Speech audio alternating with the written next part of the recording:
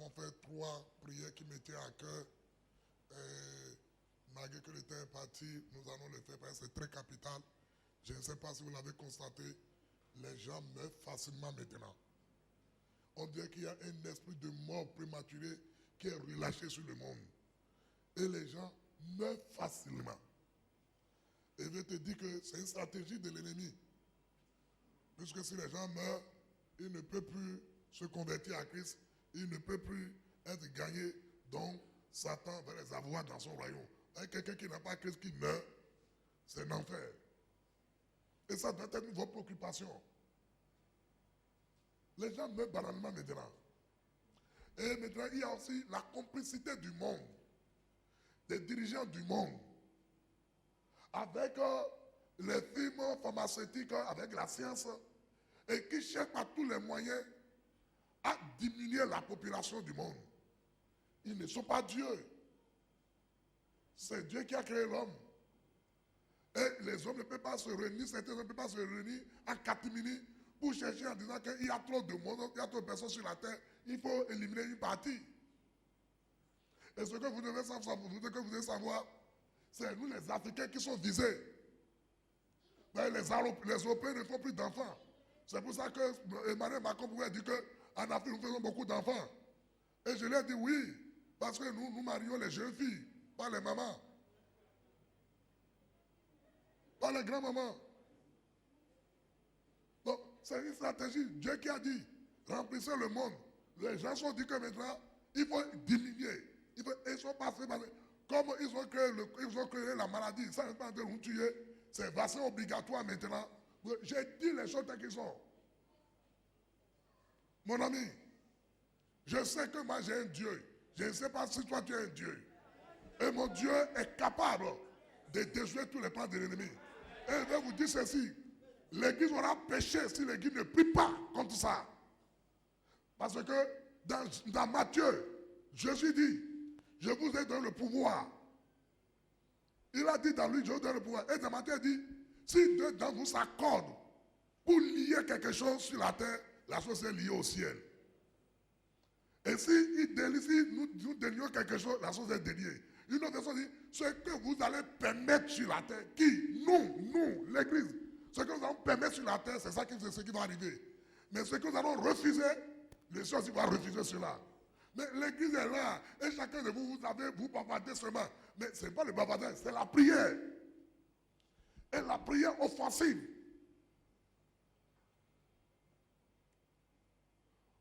On fait des programmes, c'est bon. C'est pourquoi je m'aime beaucoup le Seigneur. Pour la conférence qui commence demain, que les gens ne peuvent pas faire une grâce. Il y a d'abord la prière à 6 h du matin. Il ne faut pas manquer ça.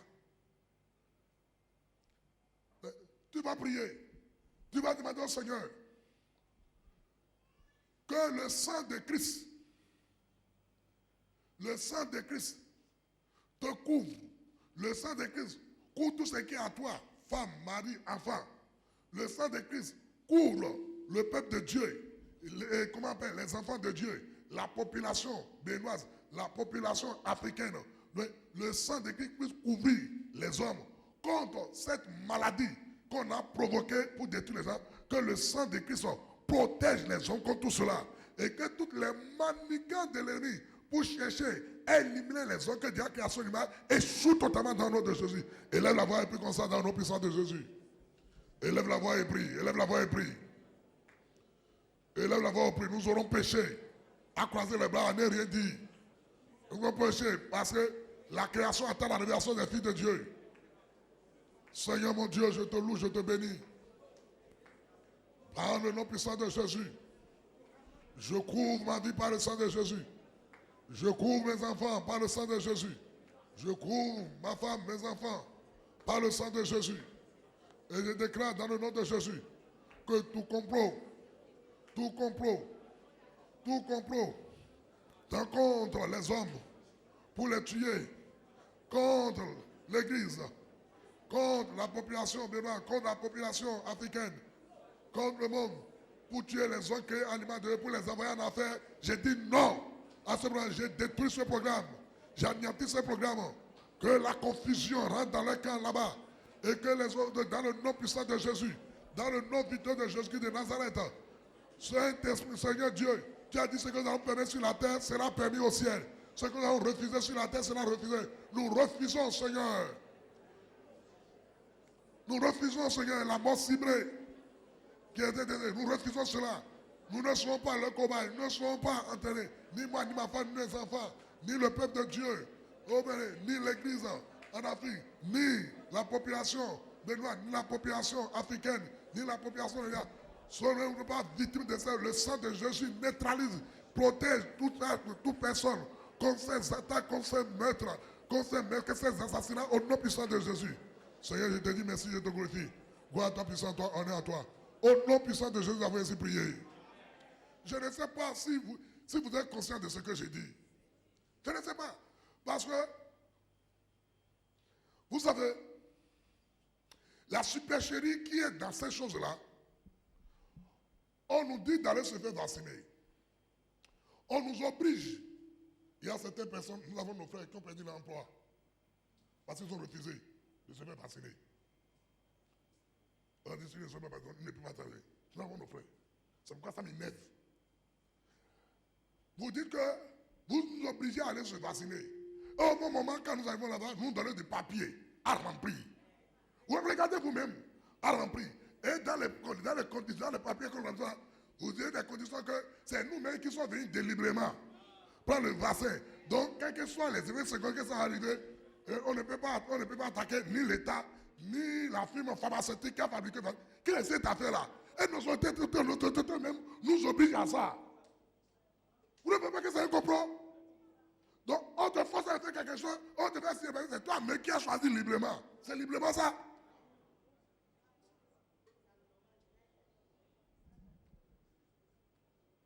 C'est librement ça. On te fait faire quelque chose, on te fait signer pour dire que c'est toi-même.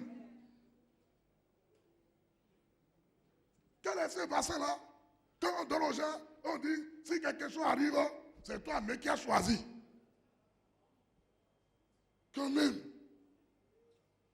Et à cause de l'argent, je dis les choses, à cause de l'argent, l'aide au développement que les Européens apportent à l'Afrique, les Africains sont obligés, ça c'est le chef d'État qui connaît la vérité, mais ils sont obligés de se conformer à cela pour qu'on ne leur coupe pas l'aide au développement. Moi je sais que nous avons un Dieu. Nous n'allons pas mourir en Afrique. Ça va retrouver contre eux-mêmes. Ça va retrouver contre les enfants. Ça va retrouver contre les pauvres familles. Dieu combattra pour nous. Parce qu'ils ont vu que ils ont vu que la maladie ne nous tue pas en Afrique. Comme ils ont pensé, maintenant ils ont passé maintenant par le vaccin pour nous tuer. Je déclare sur ta vie que toute programmation de mort prématurée sur toi, sur ta femme, sur tes enfants, sont révoquées, sont détruites au nom puissant de Jésus. Toute programmation de mort ciblée, que Satan, avec les agents du monde, avec les hommes qui sont dans les qui sont des serviteurs de Satan, qui sont dans les loges pour décider pour le monde entier, qui sont en complicité avec Satan, pour prendre des décisions qu'ils imposent à nos chefs d'État pour nous tuer, que toutes ces décisions soient vouées dans le ciel au nom de Jésus. Que le Seigneur Dieu cogne les têtes les uns contre les autres, que la confusion rentre en eux, comme il a envoyé la confusion pendant le tour de Babel, que Dieu envoie la confusion dans les centres, qu'un ne puisse s'entretuer là-bas, c'est à se déchirer, que tous les complots pour détruire le monde, pour détruire les Africains, soient complètement anéantis et détruits au nom puissant de Jésus. Tout complot contre nos chefs d'État en Afrique, pour pouvoir les renverser, pour pouvoir les unir, ou même pour pouvoir les couper l'aide, afin de les amener à forcer la population à se voir se libérer comme des cobayes. Je détruis cela dans le nom de Jésus-Christ. Je détruis cela dans le nom de Jésus. Que le Saint-Esprit fortifie nos chefs d'État. Que le Saint-Esprit fortifie nos chefs d'État. Que le Saint-Esprit fortifie nos chefs d'État. Qu'il leur donne la sagesse, qu'il leur donne l'intelligence, qu'il leur donne les moyens, afin d'être indépendants de tous ces Européens, de tous ces frères-là, qui ne veulent pas le bien de l'Afrique au nom puissant de Jésus-Christ. Tous les projets que les Européens, les Américains, ils ont déjà tracés pour pouvoir tuer les Africains, pour pouvoir voler leurs biens. Ils ont fait dans le passé avec nos ancêtres. Et ils continuent encore. Que éternel Dieu, lève-toi. Lève-toi. ton église qui est à toi. Lève-toi et arrête maintenant. Arrête maintenant ces plans-là. Arrête maintenant cet esclavage-là. Arrête maintenant cette destruction-là. Au nom puissant de Jésus-Christ. Il a dit qu'un man de mort, quand cela est relâché en Égypte, ça ne pouvait que frapper les Égyptiens. Tu es le premier-né, et même les premiers-nés de les animaux. Mais ça ne pouvait toucher le peuple de Dieu. Pourquoi? Parce qu'ils sont sous la couverture du sang d'un animal. Nous avons un sang qui est plus fort que le sang d'un animal. C'est le sang de Jésus. Je te cache dans ce sang-là. Je cache tes enfants dans ce sang. Même si on t'administre quelque chose, le sang de Christ annule tous les effets dans ton corps. Dans le nom puissant de Jésus-Christ, tout ce qu'on va t'administrer pour penser que tu vas te tuer à petits coups, le sang de Jésus nettoie sur toi dans le nom de Jésus-Christ. Le sang de Christ nettoie sur toi dans le nom de Jésus. Le sang de Christ nettoie sur la vie de ton mari, dans la vie de ta femme, dans la vie de tes enfants, au nom puissant de Jésus-Christ de Nazareth.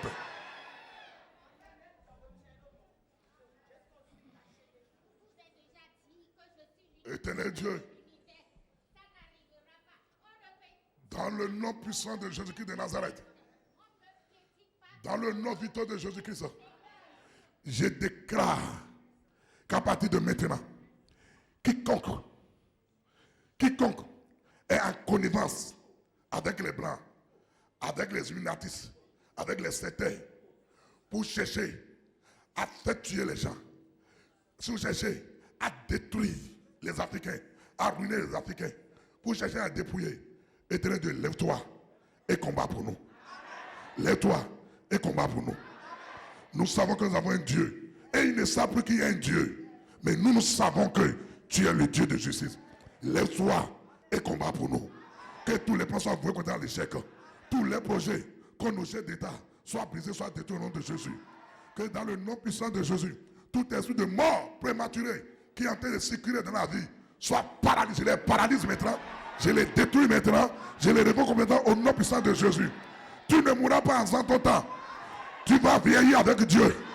Dans le nom puissant de Jésus, nous refusons que la population du monde soit décimée sans connaître Christ. Nous arrêtons tout plan de l'ennemi pour détruire. Nous arrêtons cela maintenant au nom de Jésus. Et le monde entier reçoit la bonne nouvelle maintenant. Reçoit l'évangile pour être sauvé. Pour être sauvé maintenant dans le nom de Jésus. Seigneur, je te dis merci. Parce que tu le fais. Toute la gloire te revient, Seigneur. Au nom de Jésus, nous avons ainsi prié. Amen. Assoyons dans la présence de Dieu.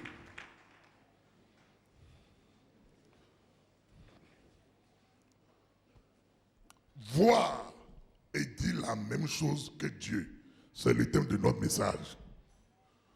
Voir et dire la même chose que Dieu. C'est le principe général du salut. Tant que un homme ou bien une femme qui veut voir la promesse, qui veut voir la promesse de Dieu s'accomplir dans sa vie, il doit avoir une vision de cette promesse-là. Et également ouvrir sa bouche pour dire ce que Dieu a dit en restant en accord avec lui. Et bien aimé dans le Seigneur, voir ici, ce n'est pas voir avec les yeux physiques. Ce n'est pas de ça que je parle. Voir ici, c'est la perception par l'esprit. C'est percevoir par l'esprit. En un mot, c'est se représenter mentalement un objet ou bien quelque chose qu'on désire. En un mot, voir ici signifie concevoir, imaginer la chose que tu veux de Dieu ou bien que tu recherches. Et bien aimé dans le Seigneur, vous devez savoir que nous sommes les seuls êtres que Dieu a créés à son image et à sa ressemblance. Et c'est à nous que Dieu a doté de la puissance créative. Quelqu'un a dit puissance créative. Dieu m'a doté de cela. Et en Christ Jésus, par le Saint-Esprit, j'ai la capacité de créer comme Dieu. Merci Seigneur pour l'esprit de créativité que tu m'as donné pour que je sois actif dans la vie, dans tous les domaines, au nom puissant de Jésus. Dieu a donné à l'homme la puissance créative. Pourquoi?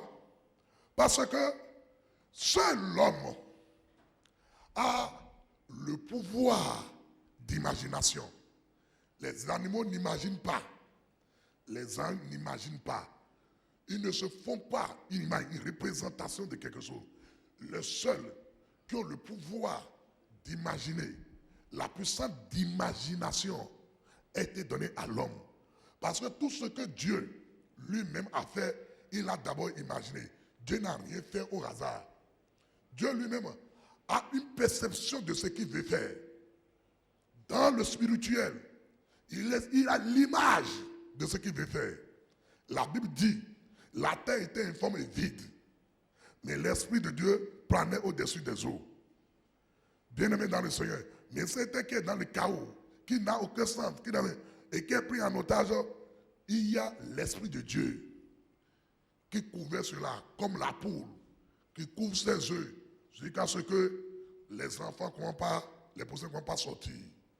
Le Saint-Esprit, c'est l'Esprit de Dieu qui permet d'être comme une couveuse pour la promesse que Dieu nous a donnée, pour que nous puissions. Parce qu'il y a des choses que Dieu vous promet, et c'est pas quand il vous présente, c'est une promesse. La promesse prend un temps avant d'arriver. La promesse, c'est l'acte de s'engager à faire quelque chose pour quelqu'un. Alléluia. Et bien aimé dans le Seigneur, quand Dieu fait une promesse, l'erreur que nous tous nous avons commis, on dit que Dieu l'a dit. On dit Alléluia, Amen. On croise les bras. C'est là que nous avons péché. Tu vas comprendre ce matin que nous-mêmes, nous sommes le blocage de nos miracles. Nous-mêmes, nous avons retardé nos miracles parce que nous ne voyons pas ce que Dieu nous a dit comme il nous l'a dit et nous ne le disons pas comme il l'a dit. Bien-aimés dans le Seigneur, tant que un homme ne voit pas la promesse de Dieu comme Dieu lui a dit et qu'il ne saisit pas cela pour la proclamer, pour le dire, il ne peut pas avoir son miracle. Au contraire, il va retarder son miracle. Cela s'est passé avec notre papa Abraham lui-même. Et c'est quand nous avons lu notre texte du bas dans Genèse 15. Genèse 15, verset 1 à 7. Genèse 15, verset 1 à 7. Après ces événements, la parole de l'Éternel fut adressée à Abraham dans une vision. Et il dit à Abraham, ne crains point, je suis ton bouclier et ta récompense sera grande. Dieu dit à quelqu'un ce matin, je ne sais pas ce qui te fait peur, ce qui est ton souci. Dieu me chante et te dit, ne crains point ma fille, ne crains point mon fils. Il dit, je suis ton bouclier et ta récompense sera très grande. Alléluia. On dit, après ces événements, quel événement? Après que Abraham a pris ses serviteurs pour aller combattre. Et comment on appelle les gens et les rois qui sont venus, l'armée et comment on appelle qui est venu, et les 5 rois qui ont envoyé leur armée pour attaquer Sodome et Gomorrhe, et ils ont fait esclave de son neveu, l'autre. Ils ont pris aussi ses femmes, et même les rois, et comment on appelle de Sodome et Gomorrhe, et tout cela, on les a pris en otage. Abraham ayant été informé, il a pris ses serviteurs, et il est parti, et il a délivré. Et le roi de Sodome, le roi de Gomorrhe, avec tous ceux que Abraham avait ses éléments, ils ont vaincu ces 4 rois, ces 4 nations puissantes qui sont venues avec l'armée pour combattre, et qui ont vaincu. Et comment on appelle Sodome, Gomorrhe. Abraham, lui seul avec ses éléments, les ont vaincus et les ont délivrés. Et après cela, au retour, Abraham a rencontré Melchisedec. C'est lui, le sacrificateur de ce temps, qui est en même temps le roi de Salem, le roi de paix. Il n'a ni père, il n'a ni mère. La Bible dit, Melchisedec n'a ni père, ni mère. La seule personne qui n'a ni père, ni mère, c'est Dieu lui-même. Alléluia. Bien-aimé dans le Seigneur, il est venu et il attendait Abraham. Quand Abraham est revenu à vainqueur, la première chose qu'il lui a donné, il lui a donné du pain à manger. Il lui a donné du vin à boire. Abraham mangeait du pain, a pris le pain, il a mangé, et du vin, mais il ne sait pas quel pain il a mangé, il ne sait pas quel vin il a mangé. C'est nous qui avons compris que c'est le corps de Christ et c'est le sang de Jésus. Mais Dieu est en train de montrer déjà à Abraham qu'à partir de lui, sur la base du sacrifice de Christ et du sang qui sera versé, que Dieu veut susciter des enfants à Abraham. C'est pour bien aimer dans ce... Mais Abraham ne comprenait pas. Parce que Dieu n'a pas expliqué cela. C'est pour vous dire que Dieu n'a pas besoin de nous tout, de tout nous expliquer. Et je l'ai dit au premier que je vous le répète encore. Surtout nous qui sommes partis à l'école, nous passons trop à côté des bénédictions de Dieu. Parce que nous faisons, quand nous faisons la lecture de la Bible, nous faisons commentaires composés, analyse, et parfois, comment on appelle, et nous discutons. La parole de Dieu n'est pas discutée. On ne discute pas la parole de Dieu. La parole de Dieu, on la médite. On la médite et on dit oui et amen. La parole de Dieu n'est pas de discussion. Vous pouvez discuter vos propos, mais la parole de Dieu, on ne les discute pas. Je vais vous le montrer ça tout à l'heure. Pourquoi on ne discute pas? Je vais vous montrer ça tout à l'heure. Bien-aimés dans le Seigneur, la Bible nous dit que après ces choses-là, Abraham a dit au roi, et le roi dit, bon, Abraham, prends toute la richesse, donne-nous seulement notre population. Abraham dit, je ne prendrai rien, sauf les jeunes qui m'ont suivi là, et qui ont travaillé, c'est à eux qu'il faut donner quelque chose. Moi, je ne prendrai rien chez vous, pour que vous ayez pensé que c'est vous qui m'avez enrichi. C'est mon Dieu qui m'a appelé là, c'est lui qui est la source de ma bénédiction. Mes amis, même les hommes de Dieu ne comprennent pas. On ne prend pas n'importe quoi. On ne prend pas n'importe quelle chose qu'on vous donne. Abraham avait le droit, c'est lui qui a récupéré tout. Et c'est son plein droit de s'accaparer de cela. Il n'a pas fait. Les rois de son roi dit, prends toutes les provisions des richesses. Prends tout cela. Donne-nous seulement notre population. Abraham dit, non, je ne prendrai pourquoi vous pouvez dire demain là, c'est vous qui m'avez enrichi. Non, je ne attends pas de vous, ma richesse. Ma richesse, ça vient de Dieu. Mais combien d'enfants de Dieu ont accepté ces propositions? Et ils ont pris ces bénédictions. Et c'est ça qui a fermé la porte à la bénédiction de Dieu. Que le Saint-Esprit vous vienne rendre ce matin. Bien-aimés dans le Seigneur, c'est la même chose que Élisée a dit à Géasi. Il dit, Naaman a été guéri. Et Naaman est venu avec beaucoup de biens. Mais il est venu voir comment il avait l'habitude d'aller chez les féticheurs, où ils donnent des choses. Non, c'est pour ça que moi j'ai refusé. Parce que Dieu donne tout ça gratuitement. On ne donne rien à Dieu. Il n'y a rien que nous pouvons bien donner à Dieu pour pouvoir l'obliger à nous faire quelque chose. Dieu nous fait tout ça par pure grâce. Et ce que nous lui apportons, c'est pour le remercier. C'est pour dire que vraiment nous ne méritons pas ça. C'est pour lui dire merci. Et bien aimé dans le Seigneur, mais il n'y a rien qu'on va donner à Dieu pour recevoir quelque chose. Non, mon ami. Et Naaman, lui, n'est pas un croyant. Donc, il sait, quand on va chez le Bokoro, quand on va chez le Babou, on ne va pas, on va lui apporter les choses, on ne va pas les mettre vides. Il va te demander des sacrifices, des choses. Mais si on dit, va te laver simplement. Et il est parti. Donc, et son serviteur Géasi a vu que son maître a refusé.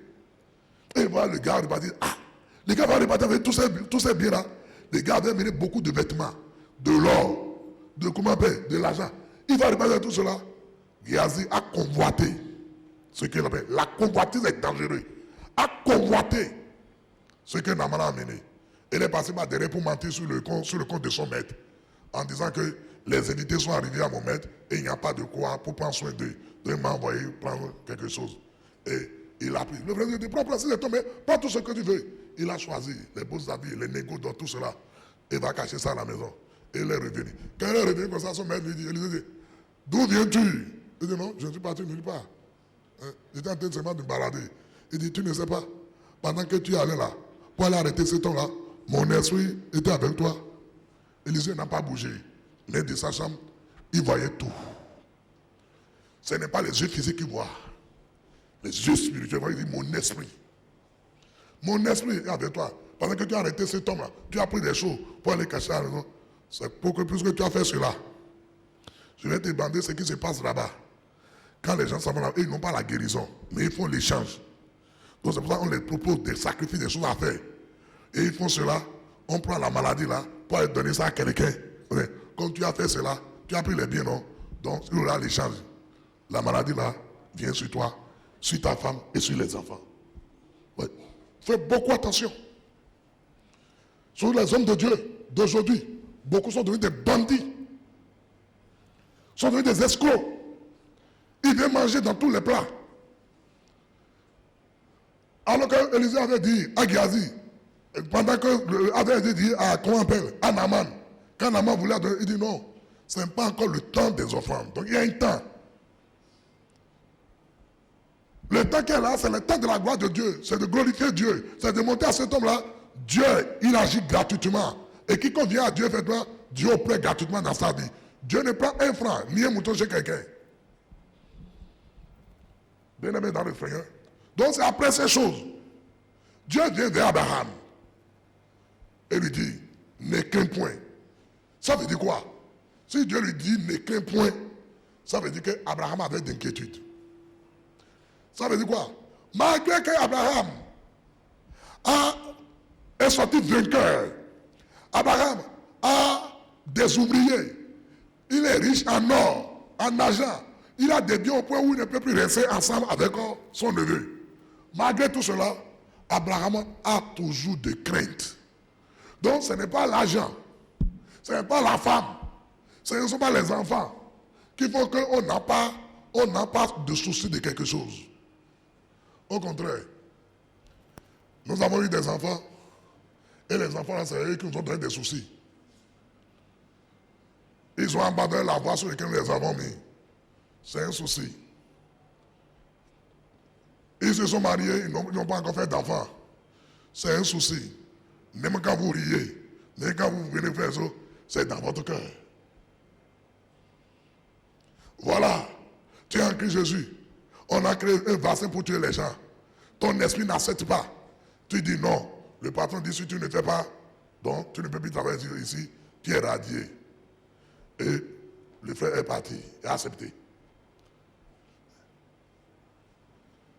Ailleurs, on a dit aux gens que s'ils ne font pas le vaccin, ils ne peuvent pas percevoir même leur salaire. C'est-à-dire qu'on oblige. On fait cela.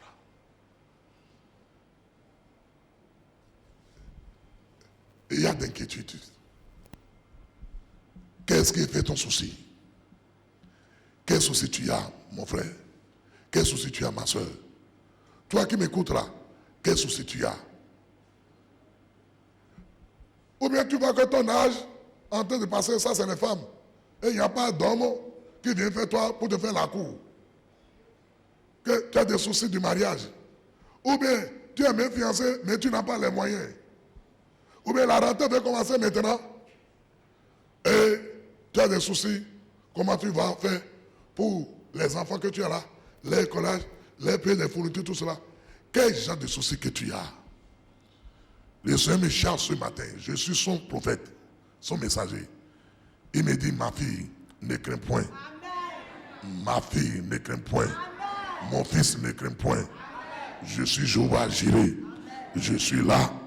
Et tes regards sur moi, sur le Christ Jésus. Et vois la même chose que moi. Et dis la même chose que moi. Et tu verras le miracle accompli. Et dis, tu n'as pas à t'inquiéter. Je suis ton bouclier. Ça dit, je suis ton défenseur. Le bouclier, ça sert à protéger. Donc, je suis ton protecteur. Je suis ton défenseur. Tu n'as rien à craindre. Et il dit, ta récompense sera très grande. La récompense de quoi? La récompense de ta foi. De ce que tu espères sera grande. Et bien aimé dans le Seigneur, Dieu est venu vers Abraham comme ça dans la vision, après tous ces choses-là. Et Dieu dit, ne crains point, je suis ton bouclier, Et la croissance était grande. C'est une grande bénédiction, non? Dieu est venu le bénir encore. Mais regardez la réaction d'Abraham. Je prépare la réaction d'Abraham. Parce que là, il est Abraham. Il n'est pas encore Abraham. La réaction d'Abraham. Regardez. Le verset 2. Abraham répondit, Seigneur éternel, que me donneras-tu? Je m'en vais sans enfant. Et l'héritier de ma maison, c'est Eliezer de Damas. Ah. Ce que Dieu lui a dit là, c'est la réponse à là. Dieu dit, ne crains point. Je suis ton bouclier. Et ta récompense sera très grande. Abraham n'a pas dit Alléluia. Il n'a pas dit Amen. Pourquoi? Parce qu'Abraham a un souci. Quand vous avez des soucis, mais quand Dieu vous bénit, vous n'acceptez pas. Dieu est en train de le bénir là. Mais Abraham dit, qu'est-ce que tu peux me donner encore? Tu es venu encore pour me faire encore une autre promesse? Tu veux me donner quoi? Ce que tu avais dit là. Je n'ai pas l'enfant. Et je suis en train de partir. Qui lui a dit qu'il est en train de partir? Comme il dit, je vais sans enfant. Qui lui a dit ça? Et pourquoi il a dit ça? Parce qu'il a regardé à son âge. Il a vu dans le physique. Et il voit qu'il est vieux. Sarah aussi est vieille. Et Dieu lui a fait la promesse. Mais il ne voit pas ça. Et c'est la dernière chose qu'il a dit finalement, bon, c'est mon serviteur Eliezer qui me sert bien là.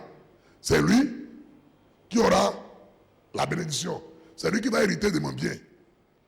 Il dit, je m'en vais sans enfant. Je m'en vais. Ouais, c'est comme ça quand vous avez des soucis, vous venez à l'église. Même quand nous prêchons, vous n'écoutez pas. Parce que ce sont vos préoccupations, vos soucis qui vous empêchent d'écouter ce que Dieu vous dit. C'est ça qu'Abraham devait faire.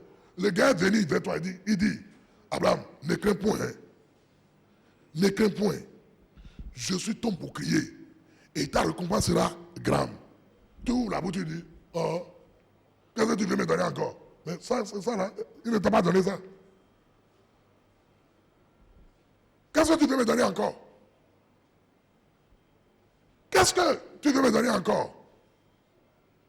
Mais ça veut dire que ce que Dieu a dit là, ça ne le préoccupe pas. Ce qui le préoccupe, c'est qu'il n'a pas d'enfant.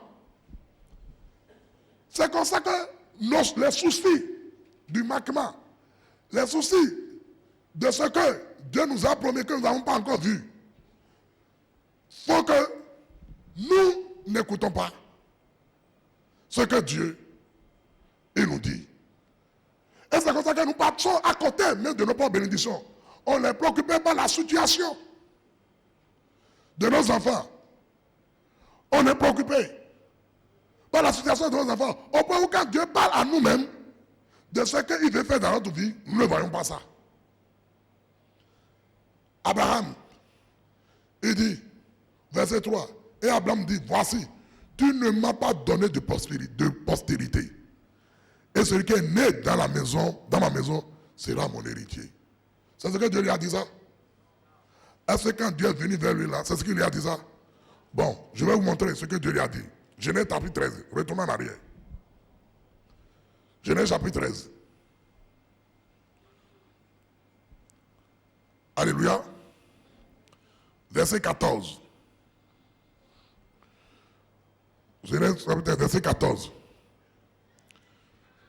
L'Éternel dit à Abraham, après que l'homme fut séparé de lui, lève les yeux du lieu que tu as, regarde vers le nord, le midi, vers l'orient et l'occident. Car tout le pays que tu vois, vois. Car tout le pays que tu vois, je te le donnerai à toi et à ta postérité pour toujours. Ça veut dire quoi? Quand Dieu te promet quelque chose, toi-même, tu vas voir la chose. Tu vas voir la chose comment? En esprit d'abord. Tu dois te former une image de la chose. C'est que spirituellement, tu captes la chose. Et ça devient maintenant ta pensée. Ça t'inonde. Quand tu veux parler, tu ne fais que parler de ça. Parce que la parole n'est que l'expression de nos pensées.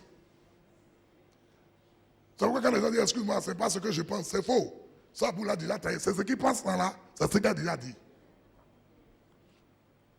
La parole est l'expression de la pensée. Or, nous parlons par rapport à ce que nous avons dans nos pensées, ça dit par rapport à l'image que nous sommes formés dans nos pensées par rapport à quelque chose.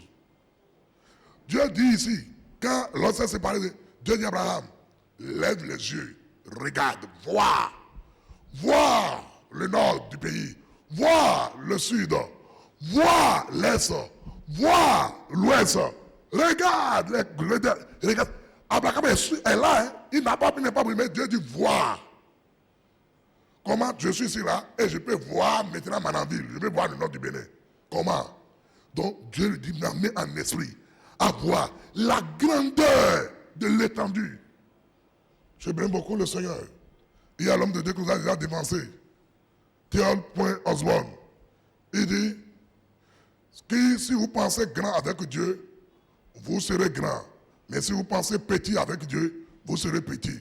Parce que vous ne pouvez que obtenir ce que vous pensez, ce que vous voyez. Si tu ne vois que des choses petites, tu verras toujours des choses petites. Et tu diras toujours des choses petites. Quand tu vois les choses grandes, tu auras la pensée de la grandeur. Et tu vas parler toujours en grandeur. Et tu vas voir, c'est des grandes choses qui vont s'établir avec toi. Beaucoup de frères, de nos sœurs, sont toujours limités parce que leur pensée est limitée. Ils croient à des petites choses. Et ils pensent à des petites choses. Vous savez, j'étais dessus, je l'ai dit. Quand on veut construire les toilettes pour les hommes de Dieu, allez ouvrir ça, vous allez voir. On nous a fait quelque chose de petit. Quand je suis arrivé une fois, et j'ai dit, on a construit quelque chose pour les hommes de Dieu. Et j'ai parti me mettre sur le pot là. Mes genoux touchaient même le lavabo qui est là. Et j'ai regardé. J'ai dit, c'est quoi ça? Si je m'énerve maintenant, on va dire c'est prophète. On va dire qu'il n'y a pas l'espace. Il n'y a pas l'espace. Mais après, on a amené le groupe, on a trouvé l'espace. Donc ça veut dire que c'est possible d'avoir quelque chose de grand. Ouais. Mais celui qui a fait cela, a fait ça à son image. C'est ça le problème. Et c'est le problème que nous avons. Non, c'est comme ça que les gens les invitent, ou bien les gens les appellent pour leur confier des choses, les chanter leur métier. Et le propriétaire dit, bon, tu as vu, je vais changer ces carreaux-là. Et je vais aller chercher les carreaux, les marbles et tout cela. Oh, il ne faut pas gaspiller ton argent. C'est les choses de ce monde. On peut arranger cela. C'est le chrétien qui dit toujours ça. Parce que nous avons la vision de petites choses. Moi, chez moi, c'est moi-même qui ai acheté les nécessaires, les pots pour ma maison. Et j'ai acheté les choses de qualité. Et j'ai acheté les choses, pas les petites choses qu'on a mis là. Et c'est gâté. C'est gâté, on peut acheter l'autre. Mais quand je suis pas à la maison, c'est vrai, on vient acheter, on est parti me chercher le petit que tout le monde, c'est ça qu'on est venu placer. Et j'ai dit, mais quand même, le frère travaille dans cette maison-là. Il a vu ce que moi-même j'ai acheté. Oui, parce que pourquoi? Il me dit que. Et je vais vous dire ceci. Ce que vous achetez moins cher là, ça se gâte plusieurs fois. Et vous achetez. Si vous mettez l'argent ensemble, ça dépasse.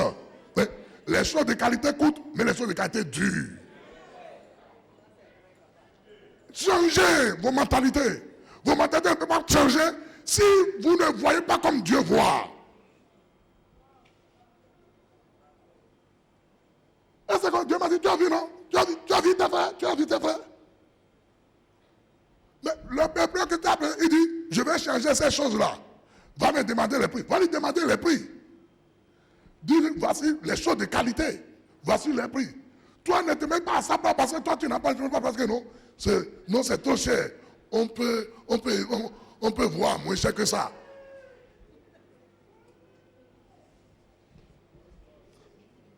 C'est ça le problème.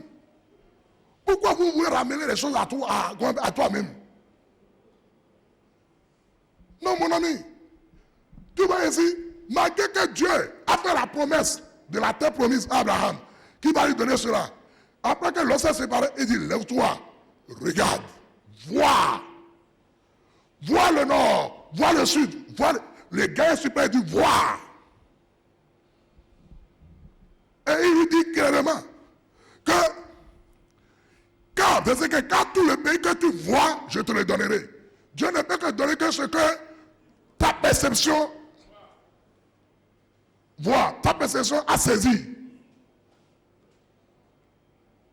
Même vos miracles que vous cherchez là, la guérison, la prospérité, l'élévation, le succès, ça n'arrivera pas.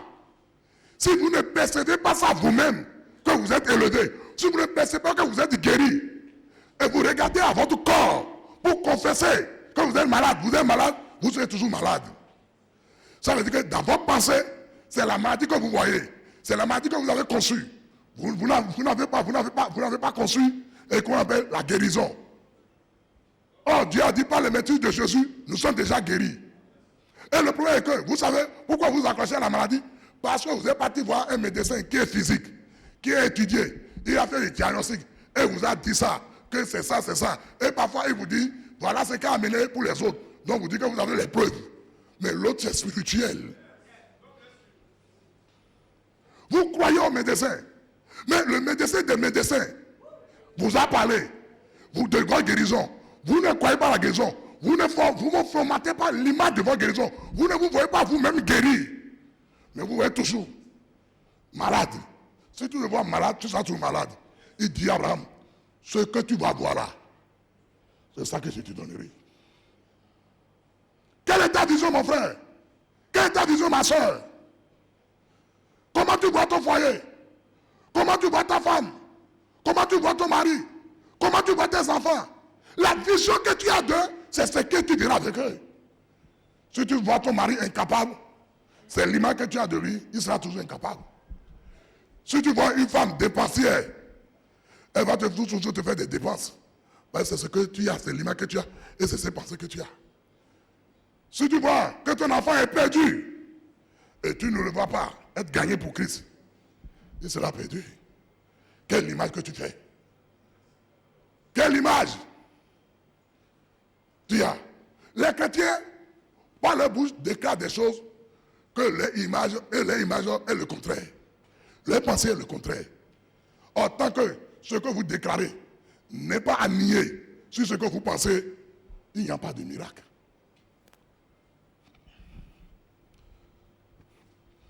Et Dieu lui dit, regardez, au verset 16, je rendrai ta postérité comme la poussière de la terre, en sorte que si quelqu'un peut compter la poussière de la terre, ta postérité sera aussi comptée.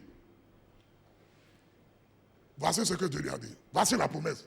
Et vous allez voir, c'est pourquoi cela est au futur. Il dit, la promesse toujours au futur, je rendrai. Donc je prends un engagement, Abraham, de faire sortir de toi de multitudes d'enfants. C'est en toi que les nations seront bénies. C'est ce que Dieu lui montre la vision. Là, quand tu marches là, en regardant la terre, quand on marche, on regarde par terre. Quand tu vas regarder par terre, tu vas voir. Tu vois les sables là, les grains de sable là. Est-ce que tu peux les compter? En les voyant comme ça là, Abraham, imagine que c'est comme ça que tes enfants sont nombreux, tu ne peux pas les compter. Et ces images-là, c'est ça que Dieu a dit à Abraham. Mais Abraham n'a pas eu l'image. Il n'a pas vu comme Dieu voit. Dieu voit Abraham là, en tant que père de multitude.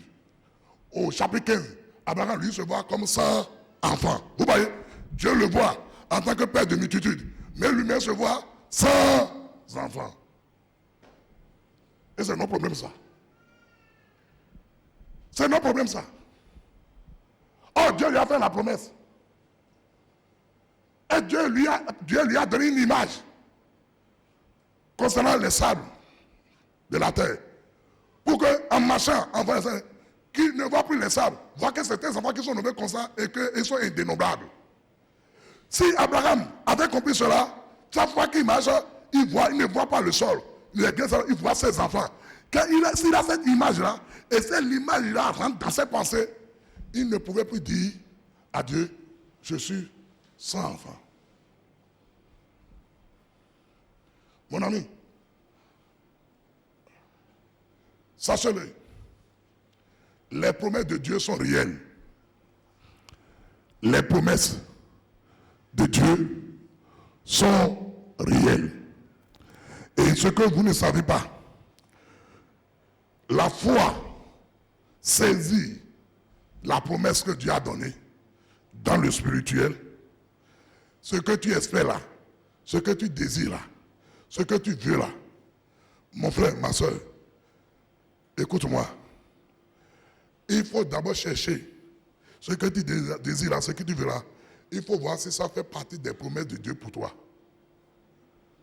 Si ce que tu désires, ce que tu veux, ne fait pas partie des promesses de Dieu pour toi, et que tu n'es pas en Christ, il est impossible d'avoir ces promesses-là. Parce que les promesses de Dieu sont accomplies en Christ. 2 Corinthiens. 2 Corinthiens. 2 Corinthiens chapitre 1. 2 Corinthiens chapitre 1. 2 Corinthiens chapitre 1. Le verset 18 à 20. 2 Corinthiens 1, verset 18 à 20. Aussi vrai que Dieu est fidèle, aussi vrai, c'est-à-dire que c'est indéniable, la fidélité de Dieu. Vous savez ce qu'on appelle fidèle? Hein? Vous savez ce qu'on appelle fidèle? Quand on dit que quelqu'un est fidèle, ça veut dire quoi? Hein? Ça veut dire qu'il tient son engagement. Ce qu'il dit, il le fait. Il est égal à lui-même. Il ne fait pas de fausses promesses. Aussi vrai que Dieu, c'est-à-dire que c'est indéniable. On ne peut pas dire le contraire. S'il y a quelqu'un de fidèle dans ce monde, c'est Dieu. Même nous-mêmes les hommes, nous-mêmes les chrétiens, on n'est pas fidèles à Dieu. On n'est pas fidèles à Christ. À des moments donnés, nous faisons à nos têtes. Nous faisons à nos propres volontés. Mais comme lui, c'est ça qu'il a dit, Paul a dit, quand même nous sommes infidèles, lui demeure toujours fidèle. Parce que c'est sa nature. La fidélité est la nature de Dieu. Bien-aimé dans le Seigneur. Et il dit, la parole que nous vous avons adressée n'a pas été oui et non. Vous entendez? La parole de Dieu, ce n'est pas une affaire de oui ou non. Et non. Non, non, non, non. Car le Christ de Dieu, car le Fils de Dieu, Jésus-Christ, qui a été prêché par nous, au milieu de vous, par moi, par Sylvain et par Timothée, n'a pas été oui et non, mais c'est oui qui a été en lui. C'est-à-dire, la bonne nouvelle, ce que Jésus est venu pour accomplir pour le salut du monde, ce qu'il a accompli à la croix, par son ensevelissement et par sa résurrection, toutes les conséquences que cela a amené là. David dit, Paul dit, à Corinthiens, je voulais prêcher ça. Sylvain, qui est mon fils, l'a prêché. Timothée aussi l'a prêché. Il dit, ces paroles-là, c'est pas oui et non. Il dit c'est oui. Et ce oui-là est en Christ Jésus. Elle est en Christ Jésus. Et je vais vous dire par là que vous devez faire beaucoup attention. Vous devez faire beaucoup attention. Le christianisme n'est pas basé des choses qu'il faut faire pour recevoir de Dieu. Le christianisme n'est pas basé sur notre propre justice, ni sur la justice de la loi. La justice de la loi dit ceci: celui qui fera ces choses aura ci.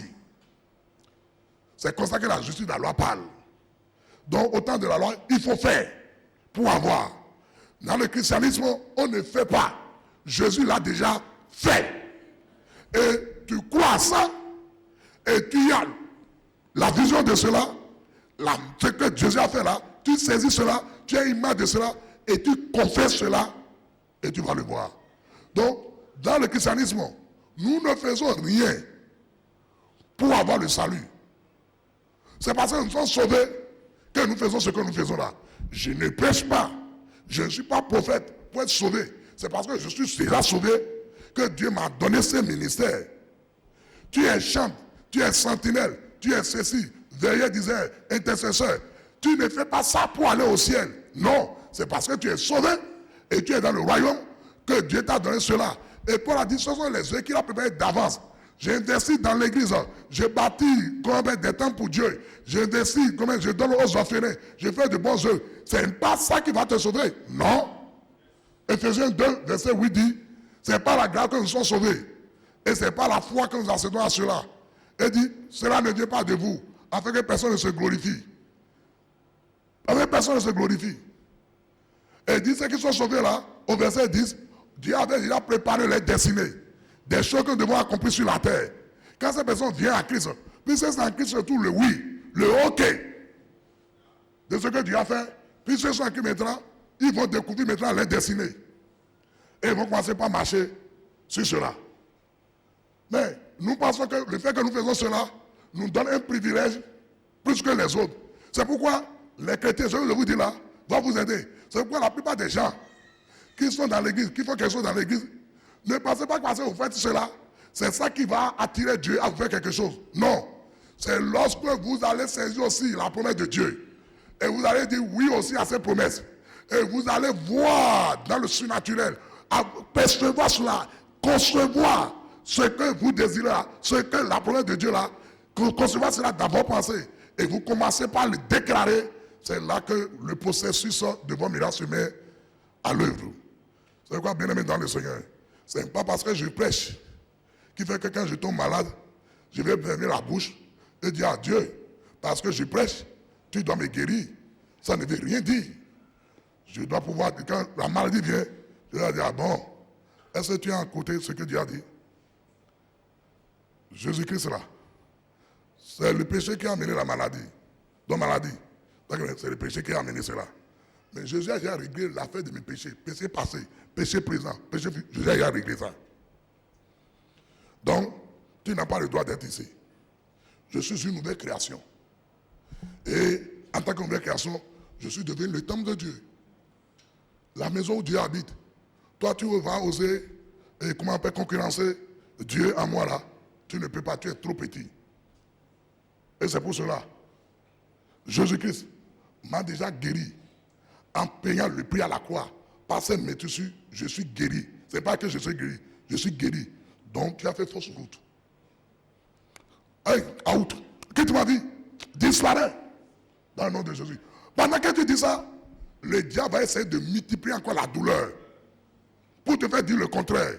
Parce que si tu ne conçois pas ta guérison, quand les douleurs vont se multiplier, tu vas dire, tu as été calé. Et c'est ce que vous les chrétiens vous faites et vous mourrez. Et après on dit, mais pourquoi il est mort? Pourquoi il est mort? C'est avant que je pleurais sur Dieu. Je refusais de manger. Pourquoi tu as fait ça? Il dit, mon fils. Et c'est ça que je dois vous montrer. Dieu ne vous fera pas quelque chose au-delà de votre vision. Ce que la vision que vous avez. Et que cette vision-là est une promesse de Dieu. Et ce que vous déclarez par rapport à cela, c'est ça que Dieu va vous faire. Dieu ne l'ira pas au-delà de ce que vous voyez. Si tu ne confesses que la maladie, je suis malade, je me sens fatigué, je fais ceci. Et c'est ça que tu dis, c'est ça que tu dis, c'est ça que tu dis. Tu seras toujours malade, tu seras toujours fatigué. Et la maladie va t'apporter. Même si tu es un prophète qui prêche. Parce que le principe du salut, je vais vous définir d'abord même le salut. Parce que les chrétiens ne comprennent pas le salut. Quand on dit qu'on est sauvé là, les chrétiens évangéliques, la seule chose qu'ils connaissent du salut, c'est le ciel. Donc quand on dit qu'on est sauvé là, c'est le ciel. Mes amis, c'est faux. Si c'est la langue française qui vous a trompé, je vais vous le dire. Le processus du salut consiste à croire du cœur et à confesser de sa bouche. Allez voir Romains 10, verset 9 à 10. Romains 10. Si tu crois dans ton cœur et si tu confesses de ta bouche, tu seras sauvé. C'est en croyant du cœur qu'on est justifié et qu'on est déclaré juste, disposé, qu'on est déclaré, et comment on appelle, favorable à la chose. Quand vous croyez à la chose. Et vous ne pouvez pas croire. Parce que quoi, c'est une affaire spirituelle. Ce n'est pas votre esprit que vous devez percevoir ce que vous voulez là. Si c'est la guérison, tu dois le percevoir. Si c'est la prospérité, tu dois le percevoir. Si c'est un projet, tu dois le percevoir. tu dois te percevoir pour que cette image-là devienne ta pensée. Que c'est ça que tu penses. Maintenant, tu es à mi-chemin. Ça ne suffit pas. Il faut maintenant que tu comprennes le déclarer. En le déclarant, tu es en train de l'amener à l'existence. Parce que tout chose a été créé par la parole. Vous ne pouvez pas fermer votre bouche et avoir le miracle. Ce qu'on a dit, nous sommes les seuls que Dieu a doté de puissance créative. Dis puissance créative. Dieu m'a donné la puissance créative. Donc, parce que Dieu nous a créé à sa ressemblance. Tout ce que Dieu a créé, il a fermé la bouche. Hein? Il a fait quoi? Et il te dit ce matin, vois la même chose que moi et déclare-la. Bien-aimé dans le Seigneur, la promesse de la providence a tardé parce qu'Abraham n'est pas rentré dans le processus. Il n'a pas eu la vision. Il ne voyait pas. Lui, il se voyait comme un stérile. Et Dieu le voit comme père de multitude. Donc quand Abraham veut parler, il parle en tant que stérile. Quand Dieu veut lui parler, il lui parle en tant que père de multitude. Le miracle ne peut jamais ça. Le miracle ne peut jamais avoir lieu. Bien-aimé dans le Seigneur. La Bible dit dans 1 Corinthiens 2, comme le verset 20, il dit, regardez,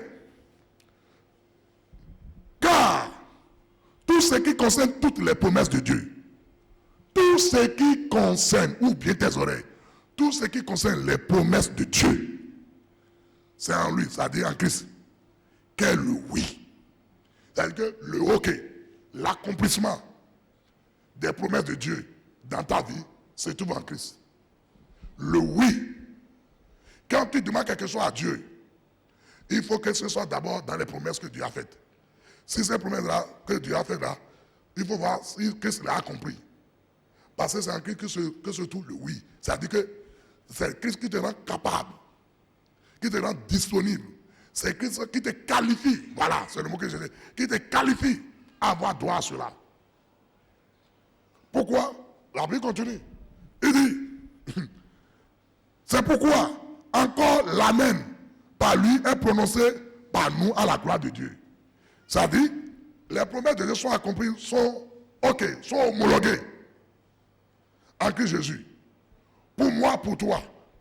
Mais je dois dire, Amen. Amen, c'est dit quoi? Ainsi soit-il, qu'il soit exactement comme tu l'as dit. Je crois à cela, j'ai saisi cela. Et dit, c'est par Christ que nous prononçons aussi cet Amen-là. Et nous le faisons pour la gloire de Dieu. Ça veut dire quoi? Quand Dieu fait une promesse, Christ l'a accompli. Lorsque moi, Emmanuel, j'ai saisi la promesse, je conçois la promesse, et cela remplit ma pensée. Et je ne comprends pas déclarer cela, c'est-à-dire que je suis en train de dire oui à ce que Dieu. Et Dieu se sent glorifié parce qu'il a dit quelqu'un qui croit en lui et qui est d'accord pour ce qu'il a dit, et cette chose-là va s'accomplir.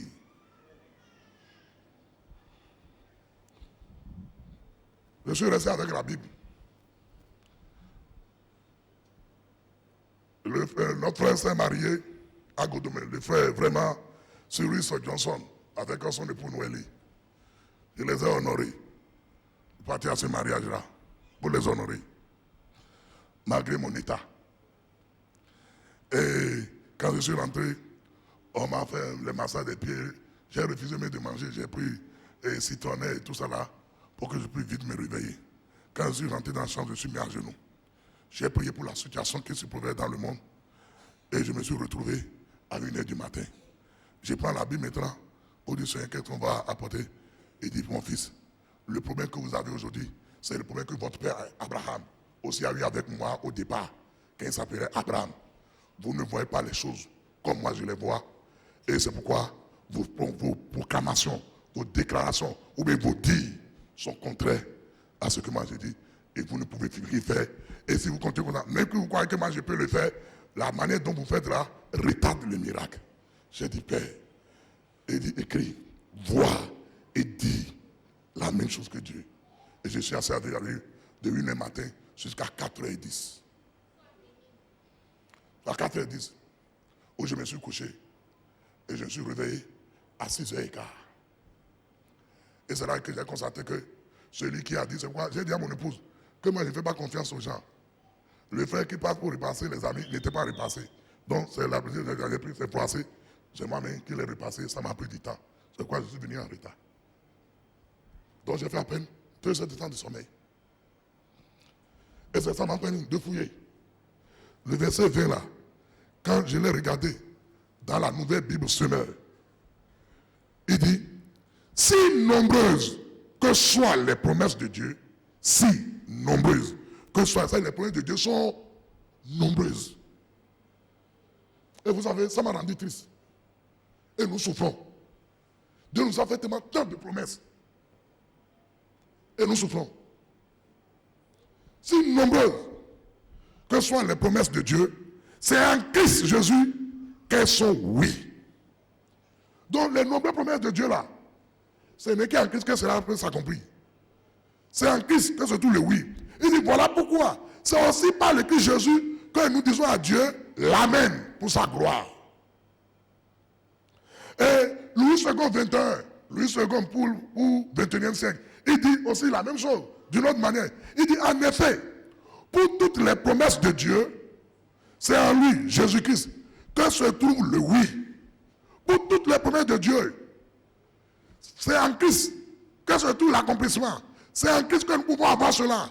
C'est-à-dire le oui de ces promesses-là, c'est en Christ. Parce que c'est Christ qui a tout accompli pour nous. C'est pour ça qu'à la fois il a dit, tout est accompli. Pour que tu puisses avoir la guérison, tout est accompli. Pour que tu puisses avoir la prospérité, tout est accompli. Pour que tu puisses régner avec lui, tout est accompli. Pour que tu puisses dominer, tout est accompli. Pour que tu puisses marcher dans la sainteté, tout est accompli. Pour que tu puisses te révéler au monde, tout est accompli. Pour que tu ne manques de rien. Mais Dieu nous a tout donné en Christ. Et Dieu attend seulement, comme il le dit. Et c'est donc aussi par lui, par le Jésus, que nous disons Amen à Dieu pour sa gloire. Vous savez, quand nous prêchons, une parole sort, ou bien le verset, nous disons Amen. Et nous venons semer. C'est bon. Mais saisissez alors ce pourquoi vous êtes levé là. La parole, saisissez cela. Et maintenant, il faut avoir une perception, il faut voir ces paroles-là, déjà dans ta pensée, comment cela est réalisé. Voir que la parole est réalisée. Et ça veut dire quoi? Pour quelqu'un qui est malade, il se voit qu'il est déjà guéri. Et c'est cette image-là qui est en lui. Quand il veut parler, il va parler de la guérison.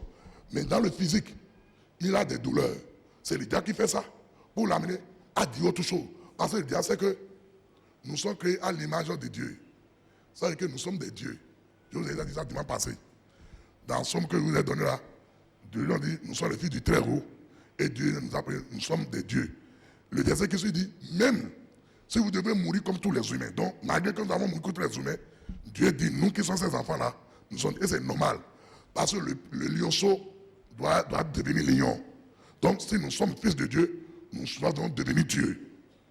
Et en tant que Dieu, mes amis, il dit à Moïse, j'ai fait de toi Dieu pour Pharaon. Et Aaron, ton grand frère, est ton prophète. Il dit, Moïse, vois, j'ai fait de toi Dieu. Dieu n'a pas dit, il dit à Moïse, je t'ai déjà fait Dieu pour mais toi, mais tu dois voir cela.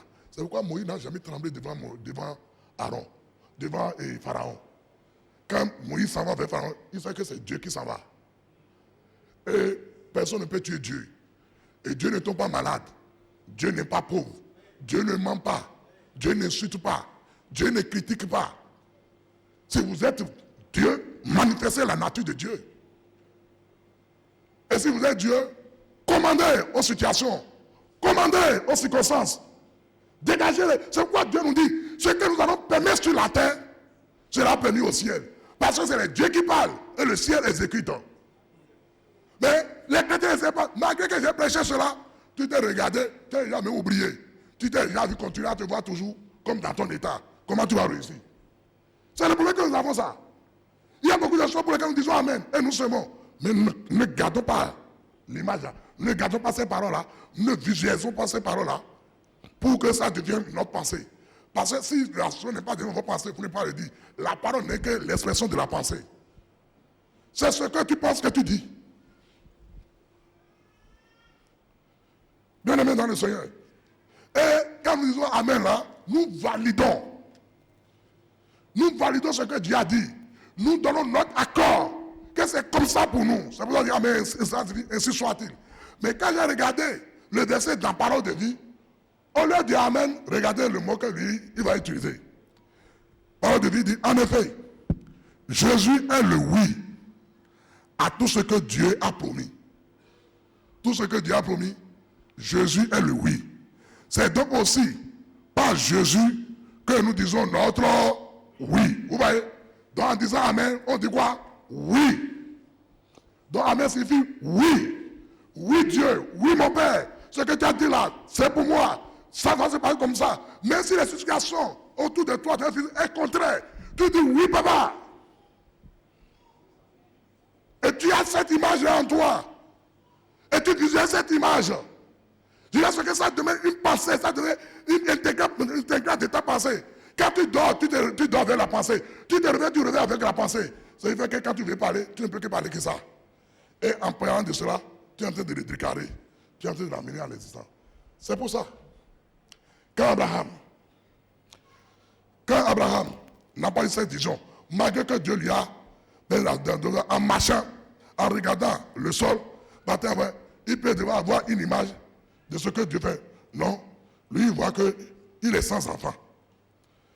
C'est pour cela, quand Abraham a dit ça, mes amis, quand Abraham a dit ça, Dieu va encore l'aider. Abraham, Dieu va encore l'aider. Dans Genèse que nous lisons là, Dieu est venu à son secours. Au verset 4, Dieu dit, alors la parole de l'Éternel lui a décidé ainsi.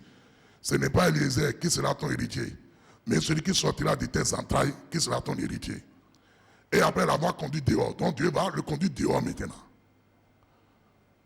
Il faut que vous quittez le lieu de soucis. Il faut quitter votre table de soucis, votre chaise, votre fauteuil de soucis, votre canapé de soucis. Il faut que vous soyez levé de ça. Il faut que vous venez dehors pour contempler la création. Il l'a amené dehors. Et il lui dit, regardez, regarde vers le ciel. Regarde vers le ciel. Comme j'étais parlé de la poussière de la terre, et tu n'as pas eu l'image. Tu n'as pas perçu la chose. Tu n'as pas vu la même chose que moi. Parce que c'est qu'en marchant, tu vas voir les sables. Mais en voyant les sables, toi tu ne vois pas les sables. Tu vois les enfants. Mais tu n'as pas eu la vision. Maintenant là, c'est quoi il dit maintenant? Lève la tête au ciel maintenant. Comme je t'ai dit, en regardant le ciel, en regardant le sol, tu n'as pas eu la vision. Tu ne vois pas la même chose que moi. Lève la tête maintenant au ciel. Parce que quand l'homme est dans un problème, c'est l'une de ces choses-là qu'il fait. Soit il regarde la terre, il regarde le ciel. C'est l'une des deux. C'est l'une des deux. Donc Dieu lui dit, au lieu de regarder ton souci, au lieu de regarder ton problème, regarde ma promesse. C'est quoi il était d'intégrement. Mais comme tu n'as pas eu la vision, sors maintenant. Compte-moi les étoiles. Compte les étoiles. Parce que les enfants que je vais te donner seront comme les étoiles. Compte les étoiles. Compte les étoiles. Compte-les. Abraham compte. Il est embrouillé. Il dit c'est trop nombreux. Dieu dit c'est comme ça. Les enfants que je vais te donner, tu ne peux pas les compter. Alléluia. Alléluia. Ça veut dire quoi? Dieu est revenu encore pour donner une autre image. Parce que Dieu ne peut pas opérer au-delà de votre imagination. Nous sommes les seuls êtres qui peuvent imaginer, c'est-à-dire qui peuvent concevoir. Que vois-tu? Tu te vois toujours sans enfant? Ou bien quand tu te regardes, tu vois les enfants assis à table, à qui tu commandes, tu donnes à manger, qui s'en va à l'école, quelle image tu vois? Tu vois que nous sommes toujours seuls ici. Quand est-ce que Dieu va répondre? Et Dieu dit, qui peut aller les parler? Tout est déjà compris en Christ là. Tout est déjà compris en Christ. Et moi je suis un Dieu fidèle. Abraham, Dieu va changer sa vision. C'est quoi vous allez voir? Au verset 6 maintenant, on dit, Abraham eut quoi? Confiance en l'Éternel. Pas encore la foi. Eut confiance en l'Éternel. Et cela lui put imputer à justice. À partir de là, quand Abraham regarde la terre, il voit les enfants. S'il lève la tête, il voit les enfants. Donc il est assommé maintenant par l'image des enfants. Et c'est ce que Dieu veut.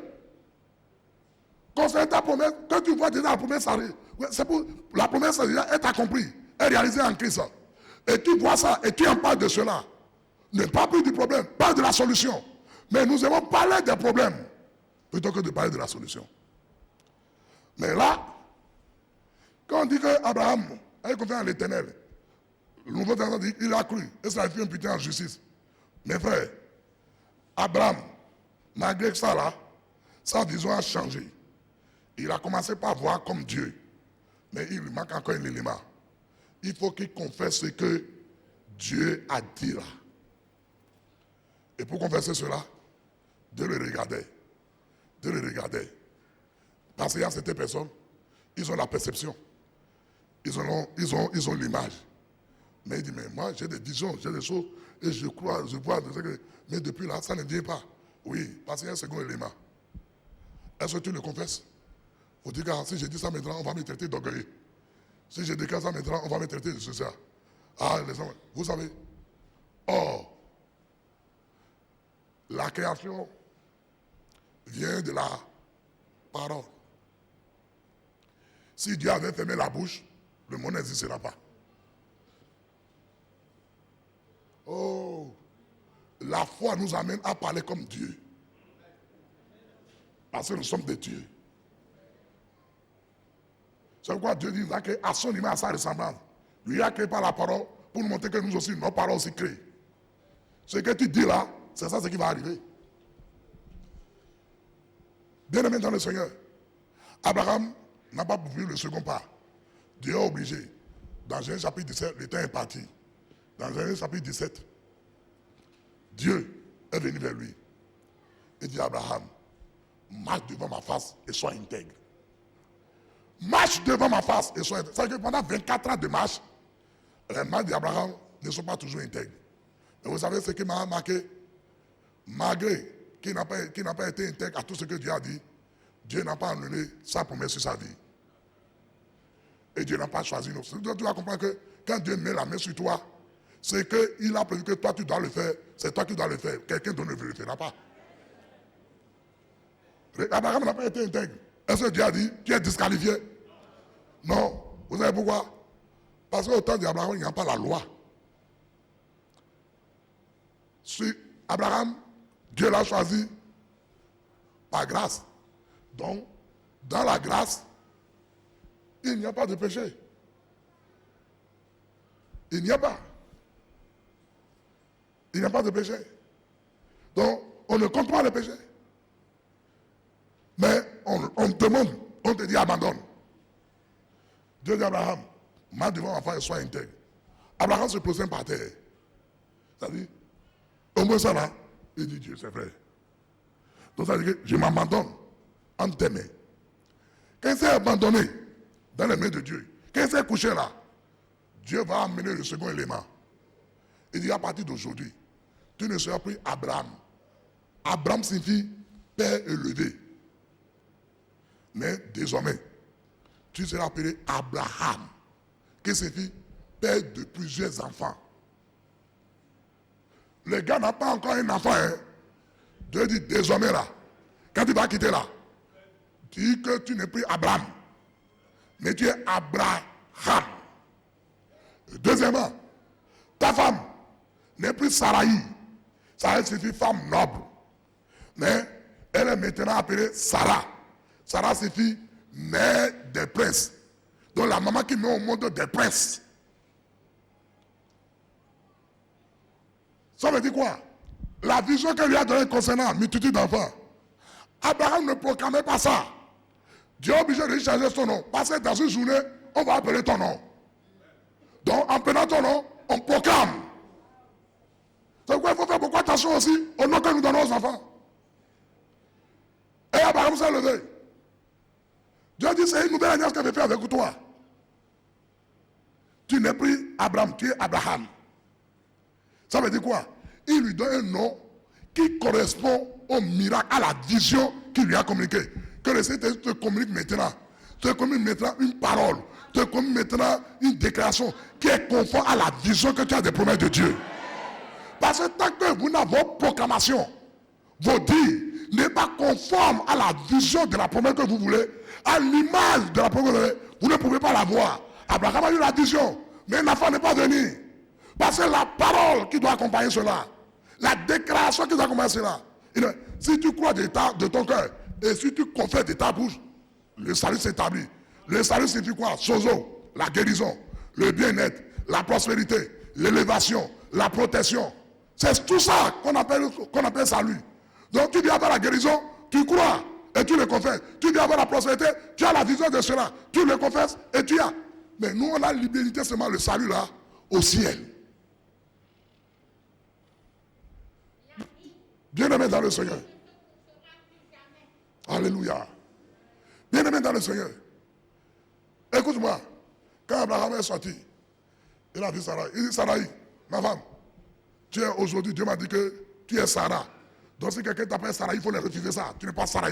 Tu es Sarah. Maman Sarah dit, hein? Et mère des princes. Ma chérie, j'ai dit déjà que je suis maman des princes. Donc j'ai mis des princes au monde. Ah, il faut se moquer de moi. Il dit, hey, je m'en fous. C'est ce que Dieu a dit. Et là où il y a le problème maintenant, vous le savez, Abraham doit dire son nouveau nom à ses serviteurs. Et le nouveau nom à sa femme. Lui, il y a plus de 500 serviteurs. Les gars, des milliers de serviteurs. C'est pour cela qu'il peut les prendre. Et il en a pris 500 pour aller attaquer ceux qui sont venus attaquer Sodome et Gomorrhe pour enlever l'autre. Mon ami, Abraham, quelle audace il a eu. Tu as des ouvriers avec toi qui ne sont pas des soldats. Et tu vas affronter 5 armées qui sont arrivées et il les a vécues. Sur quoi il les a vécues? Parce qu'il reconnaît Dieu en tant que El Shaddai, le Dieu tout-puissant. Donc ça veut dire le Dieu invincible. Et il sait que ce Dieu-là est avec lui. Donc il a mis les mains de ça là. Et il le proclame. Et il est parti. Il y a le résultat. Mais pour l'enfant, il n'a pas ça. C'est comme ça. Nous manifestons la foi pour certaines choses. Et pour d'autres, nous ne manifestons pas la foi. Bien-aimé dans le Seigneur, il a réuni tous ses ouvriers, des milliers. Ils sont plus sur ça là. Il dit, oui, vous savez que je suis votre chef. Comment je m'appelle? Ils ont dit, monsieur Abraham. Il dit, hey, à partir d'aujourd'hui, voici ce que mon Dieu a dit. Vous savez que j'adore un grand Dieu, non? Le Dieu tout-puissant, le Dieu tout-capable. Celui qui m'a fait venir dans cette nation-là. Il m'a dit que désormais, là, mon nom n'est plus Abraham. Je suis Abraham. Et désormais, après moi, Abraham. Les autres disent, parce qu'ils ont compris. Abraham signifie père de plusieurs enfants. Et ma femme n'est plus Madame Sarah, hein? C'est Madame Sarah, mère des princes. Les autres disent, hein? On dirait que les deux dieux là, ils ont justement souci d'avoir d'enfants que, comme ça ne venait pas, eux-mêmes, ils se sont donnés des noms. Et je vais vous le dire, pendant quelques jours, pendant quelques mois, les gens vont se moquer de lui. Bonjour, papa Blanc. Il n'a même pas un enfant et dit qu'il est père de lui. Il le salue parce que c'est son chef, mais c'est aussi dans le cœur. Les gens même peuvent se réunir pour se moquer de lui. Hey, les vieux là, ils sont devenus fous, hein. Les dieux là, les vieillards comme ça là, il dit père de multitude, mère des princes. Et parfois, ils vont entendre cela. C'est ça que vous n'aimez pas. Moi, j'ai compris avec Dieu. Si le monde ne vous insulte pas pour quelque chose, si le monde ne se moque pas de vous sur quelque chose, ce n'est pas possible que vous voulez l'avoir. Parce que Dieu fait tout ça pour sa gloire. La plupart d'entre nous, nous cherchons les choses pour notre gloire. Mais nous cherchons quel est l'intérêt de Dieu dans ça là. Alléluia. Alléluia. Et dit, toutes les promesses sont oui en Jésus-Christ. Et dit, c'est pas Jésus-Christ que nous aussi nous disons Amen. Pour la gloire de Dieu. Donc ce que tu cherches là, est-ce que c'est une promesse de Dieu? Si c'est une promesse de Dieu, c'est que c'est déjà oui en Jésus-Christ. Et maintenant, comment pas voir la promesse? Ne vois pas les circonstances. Ne vois pas le temps. beaucoup de chrétiens échouent. Les temps sont durs. Hein. Tu vois vraiment, laissez le gouvernement en paix. Ils ont trop de problèmes à régler. Et Dieu, quand Jésus t'a sauvé, il n'a pas dit que c'est le gouvernement qui va t'enrichir. Il a dit ça? Non. Laissez, les priez pour eux seulement. Bien-aimés dans le Seigneur. Donc, quand les gens commençaient pas à dire Abraham, ils se moquaient de lui. Mais l'application sortait. Père d'enfants, père de multitude d'enfants, maître des princes. Donc, là, il y a eu la vision et il y a la proclamation. Vous allez voir que c'est un an après. Parce qu'à 99 ans que Dieu lui parle là. À 100 ans, il a eu un enfant. Donc, pendant longtemps, l'enfant n'est pas venu parce qu'Abraham n'a pas vu ce que Dieu lui disait. Il n'a pas eu la vision de la promesse que Dieu lui a faite. Et il ne le proclamait pas. On a vu. Il dit, je m'en vais sans enfant. Qu'est-ce que tu vas me donner encore? Tant que vous n'avez pas la vision de votre miracle et vous ne le confessez pas, ce serait difficile. Le temps est passé. Je vais vous montrer 2 exemples. Les enfants d'Israël ne devaient pas faire 40 ans dans le désert. Non. Et quand vous regardez, ils ont traversé le désert et ils sont à quelques kilomètres pour rentrer à Canaan. Les espions qu'on a envoyés, ils sont partis. Quand ils sont revenus pour faire le rapport, ils ont dit le pays existe. Voici ses fruits. Là, c'est vrai. Mais il y a quelque chose. Dieu dit que c'est notre territoire. Mais c'est faux. Nous ne pouvons pas le prendre. Mais les gens qui sont dans le pays, ce sont des géants. Et quand nous sommes comparés à eux, Dieu les a dit de se comparer à eux. Quand nous sommes vus, voici une autre vision. Quand nous sommes vus par rapport à eux, nous avons vu que nous sommes des cafards qu'ils doivent écraser. Que l'esprit de cafard sorte de ta tête. Que l'esprit de sauterelle disparaisse de toi. Comment un grand roi va dire qu'il est, comment un Dieu que Dieu a mis sur la terre va dire qu'il est, et comment il est sauterelle. Quelles sont ces bêtises-là? Et c'est comme ça qu'on voit certains chrétiens dire, pardonne-moi Dieu, moi un pauvre pécheur, un misérable. C'est le diable qui vous met ces prières-là dans la bouche. Ce n'est pas biblique. Si tu as combien de péchés, mets-toi à genoux, dis-lui le péché, confesse cela, et demande-lui pardon, et demande au Saint-Esprit, aide-moi à ne plus recommencer. S'il arrive que tu retombes encore dedans, le diable va chercher pour te voir que la prière n'est pas exaucée. Dis le sang de Jésus me lave, me purifie de tout cela. Et avance. Et avance. Parce que Dieu va faire cela pour te dire que parce que tu n'es plus saint là, c'est pour ça que tu ne peux pas avoir la promesse. Or la promesse est déjà comprise en Jésus-Christ. Et c'est ton oui que Dieu entend. Mais le diable veut t'amener à dire non. Dis, je ne dirai pas non aux promesses de Dieu. Les promesses de Dieu sont pour moi. Et c'est accompli en Jésus-Christ. Tout ce que Dieu a fait en Christ Jésus, pour moi, je vais prendre cela. Car c'est mon héritage. Dans le nom de Jésus. La santé est mon héritage. La protection est mon héritage. La prospérité est mon héritage. Le bien-être est mon héritage. La sainteté est mon héritage. La fidélité est mon héritage. L'amour est mon héritage. La patience est mon héritage. Et la maîtrise de soi est mon héritage. La justice est mon héritage. Oh, le règne est mon héritage. Merci Seigneur. Car en Christ Jésus, tu m'as donné tout cela. Je les vois maintenant. Je les saisis maintenant. Merci Seigneur. Et je les confesse au nom de Jésus. Amen. Amen. Bien-aimés dans le Seigneur. C'est ce que vous devez savoir. C'est ce que vous devez comprendre. Abraham, quand il a commencé par dire ça, ça n'a pas fait 1 an. Quand 19 ans, 100 ans, il a eu la chose. Regardez, 24 ans. Il n'a pas vu la même chose que Dieu. Dieu le voit père de multitude, lui il se voit sans enfant. Donc la vision n'est pas le même avec Dieu. Quand la vision n'est pas la même, vous ne pouvez pas avoir la même déclaration aussi. Alléluia. Alléluia. Bien-aimé dans le Seigneur. C'est là que Abraham a eu la foi. Lorsque sa vision maintenant, exactement ce que Dieu lui a promis, il a eu maintenant la vision de cela. Et il se voit comme père de multitude. Et il a commencé par parler, déclarer cela.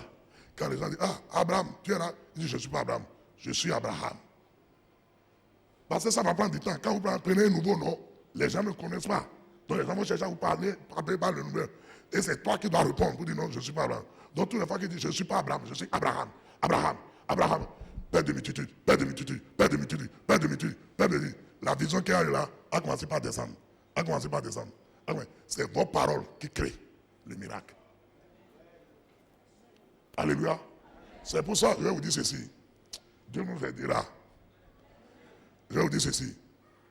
Le véritable problème que des milieux évangéliques, c'est que c'est bon, hein? Nous aimons prier, mais nous n'avons pas accompli la puissance de la parole. Il y a des fois, vos prières, c'est une note que vous donnez.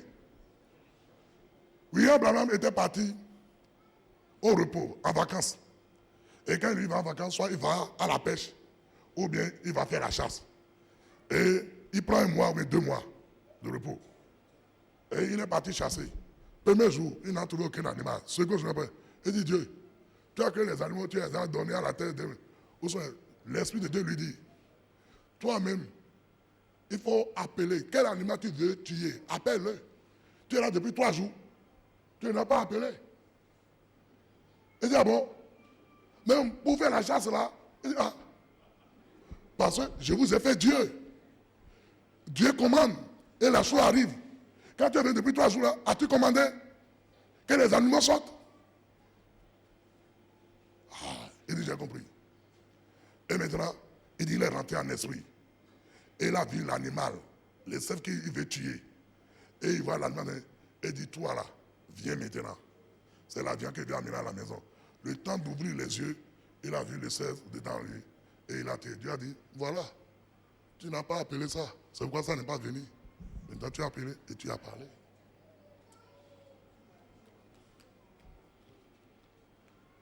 Le oui se trouve en Jésus, non? Voilà pourquoi Jésus dit, tout ce que vous allez demander en mon nom. Mais les chrétiens ont amené seulement demander là, à la prière. Demander, ce n'est pas seulement la prière. C'est parler aussi. C'est commander. Les gens sont venus me voir. Parfois même, les gens viennent me saluer. Et je dis, voilà la parole de Dieu. C'est fait déjà pour toi. Sans prier. Et la chose se passe. Vous pensez que c'est la prière d'abord. Il faut aller à genoux d'abord. Il faut se mettre dans... Non, mon ami. Nous sommes des dieux. Et tu sais des dieux que Dieu a fait sur la terre. Les dieux que Dieu a fait sur la terre, ce ne sont pas les idoles. C'est nous qui sommes les dieux. Et les dieux parlent. Les dieux commandent. Les dieux règnent. Les dieux ne se plaignent pas.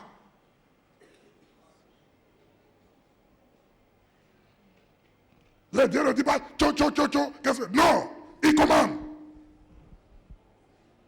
Il dit que la lumière soit et la lumière fut. Il dit qu'il y a des animaux. Il parle. Il commande à la situation. Mais il ne commande pas après, il va s'asseoir pour dire il était calé à Dante avec Boubomier. Non, c'est pas ça.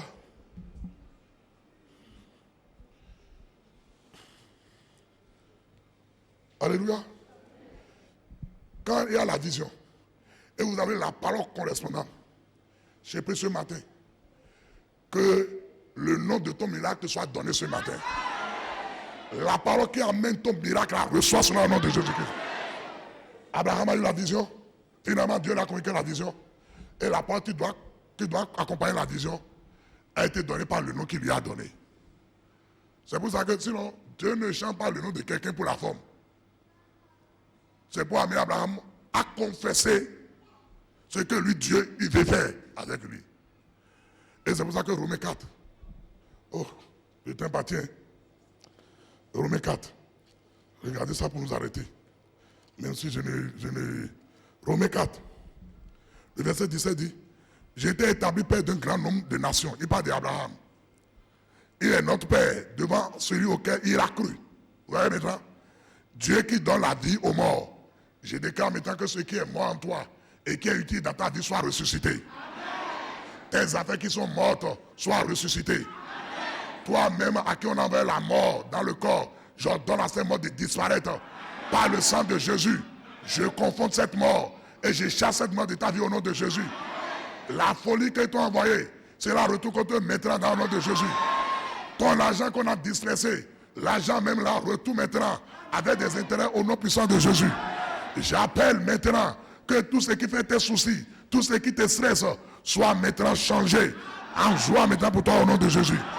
La Bible dit, Abraham a cru à ceux qui donnent la vie aux morts et qui appellent les choses qui ne sont point comme si elles étaient. Les choses qui ne sont point, et il les appelle. Ce que tu as visualisé, ce que tu as perçu, la perception, ce que tu as imaginé et qui est la promesse de Dieu que tu vois là, ce n'est pas la parole que tu vas le faire descendre. Et ainsi, Abraham, verset 18, espérant contre toute espérance, c'est là où on ne peut plus espérer, là où on ne peut plus penser recevoir quelque chose. Il crut à ce qui devient père d'un grand nombre de nations, selon ce qui lui avait été dit dans Genèse là-bas. Telle sera ta prospérité. Dieu lui a dit ça en disant, lève-toi et regarde les étoiles du ciel. Ouais, la vision. Mais Abraham, à partir de ce moment-là, a cru. Et quand il a reçu le nouveau nom, et la Bible dit, et s'affaiblit dans la foi. Là maintenant, il a la vision, il voit la même chose que Dieu. Le nom qu'on lui a donné proclame ce que Dieu a dit. Là, il est solide dans la foi. Rien ne peut plus l'ébranler. C'est quoi on dit, s'affaiblit dans la foi. Il n'y a rien que tu peux dire pour désorienter Abraham. Que le Saint-Esprit te communique cette foi-là maintenant. La foi de ton miracle reçoit cela au nom de Jésus. Et il dit, s'affaiblit dans la foi, il ne considéra point que son corps était déjà usé, puisqu'il avait près de 100 ans, et que Sarah n'était plus en état d'avoir des enfants. Dans le naturel, ils sont vieux. Mais quand Abraham, il regarde ce que Dieu a dit, la parole de Dieu, lorsqu'il regarde la vision, lorsqu'il a il a commencé par vue, la vision de Dieu, par les étoiles, par les salles, et il a commencé par se voir en tant que père de multitude, Sarai, mère des princes. Quand il a commencé par voir cela, mon ami, la Bible dit, il n'a plus regardé à son corps, qui est vieux. Il n'a pas regardé à sa femme, qui n'est plus en état de concevoir. Parce que lorsque vous visualisez quelque chose, et vous imaginez, vous concevoir la chose, c'est ça de grande dans votre pensée. Vous allez dormir avec ça, vous levez avec ça, et quand vous voulez parler, c'est ça que vous allez dire. Parce que la parole n'est que l'expression de la pensée.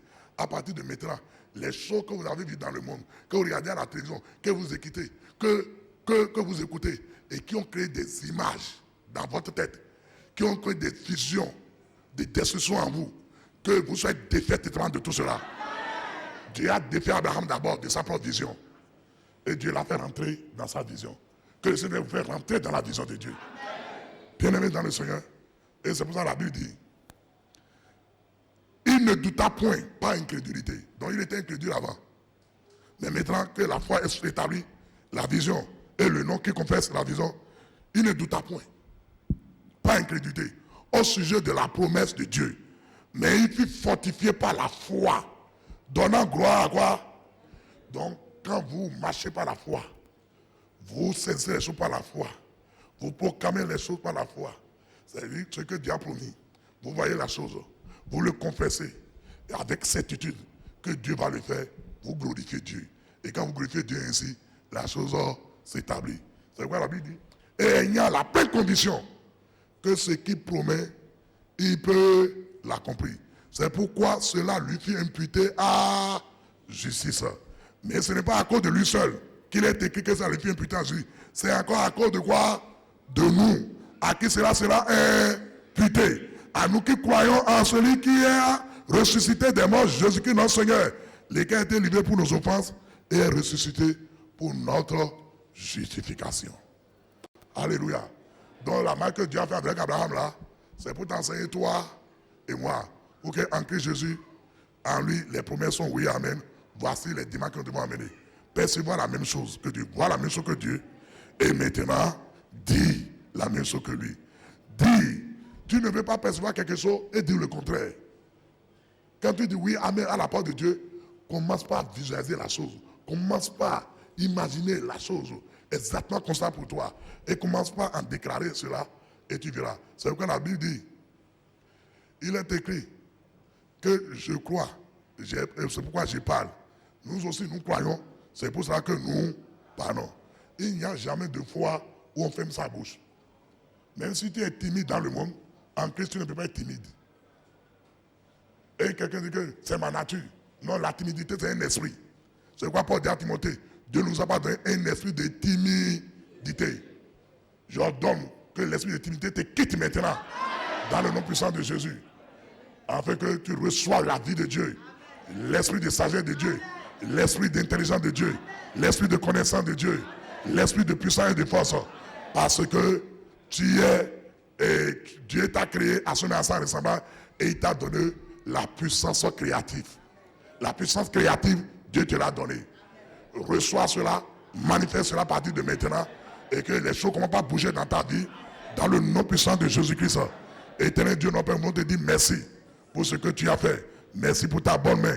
Que ta bonne main repose sur ton peuple et que tu les conduis, Seigneur, afin qu'à partir de maintenant, qu'ils ne commencent pas à voir les choses comme toi et parler de la même chose que toi, afin que les promesses que tu les as faites, ou bien les promesses qui sont déjà accomplies en Christ, Seigneur, les projets qui sont déjà, oh Seigneur mon Dieu, qui ne pourront pas voir les enfants que tu leur as donnés, qui ne pourront pas voir leurs fils, leurs filles, qui sont en train d'enfanter des filles, des garçons, qui voient leurs filles, qui sont en train de revenir confesser Christ Jésus, qui sont en train de voir leurs fils, qui a quitté le monde, et qui a dit, Seigneur, donne comme tu as fait à Abraham. Permet à chacun de mes frères, à chacun de tes enfants, mais ceux qui nous écoutent, permet-leur d'avoir une bonne vision de leur personne. C'est que la personne qui sont en Dieu, donne-leur de voir avoir cette vision. Abraham n'a pas vu qu'il est père de multitude, il se voit sans enfants. Et c'est pour ça que le miracle a tardé. Père, que le miracle de ces hommes ne tarde pas. C'est pourquoi donne-leur la vision qui correspond à leur miracle et donne-leur la parole qui correspond à leur miracle, afin que leur bouche et leurs pensées soient niées pour la gloire de Dieu. Merci Seigneur. Je les laisse en tes mains. Que ta bonne main les accompagne. Dirige-les tout le long de la semaine. Et que les paroles de Dieu, que ceux qui ont écouté, prennent vie dans leur corps, prennent vie dans leurs pensées, prennent vie dans leur âme. Et qui vivent cela au jour le jour. Au nom puissant de Jésus. Que tous les manigances de l'ennemi, pour chercher à les distraire, ou même pour chercher à créer des situations, pour les faire croire que ce n'est pas ça, afin de les détourner, soit bannis, soit révoqués au nom de Jésus-Christ. Seigneur, merci. Que le bonheur et la grâce nous accompagnent tout le long de la semaine, toute notre vie. Au nom puissant de Jésus, nous avons ainsi prié. Amen, amen, amen, amen, amen, amen.